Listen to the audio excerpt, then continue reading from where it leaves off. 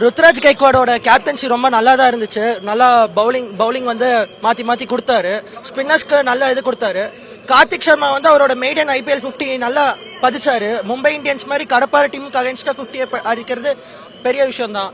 அது மட்டும் இல்லாம யங்ஸ்டர்ஸ் எல்லாம் நல்ல ஃபார்முக்கு வந்திருக்காங்க. ருத்ராஜ் கைக்வாட் வந்து போன மேட்ச் GT மேட்ச்ல இருந்து ஒரு 50 அப்புறம் இப்ப ஒரு 50 அடிச்சு ஃபார்முக்கு வந்திருக்காரு. சஞ்சு சாம்சன் அவரோட ஃபார்மை ப்ரூவ் பண்ணிருக்காரு.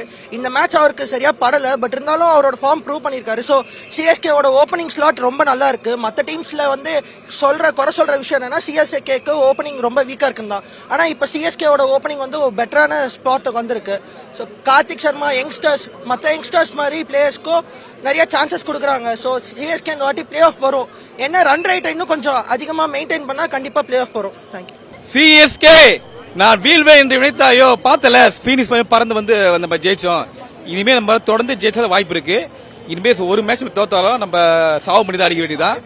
4வது பாத்தீங்கன்னா 4 பேர் வந்து போட்டி தான். ஒன்னு DC குஜராத், நம்ம 4 பேர் வந்து போட்டி தான்.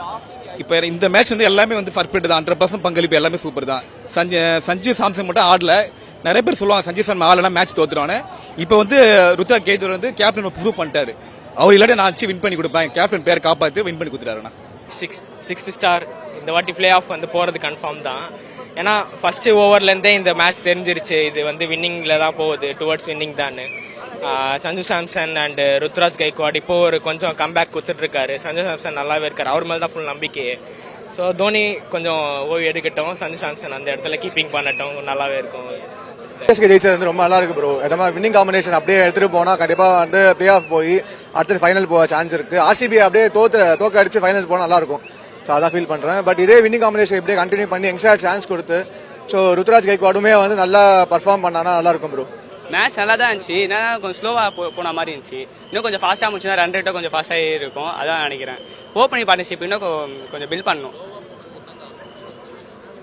பவுலிங் அவங்க மும்பை நல்லா அவ்வளோ நல்லா போடல, நார்மலாக தான் போட்டாங்க.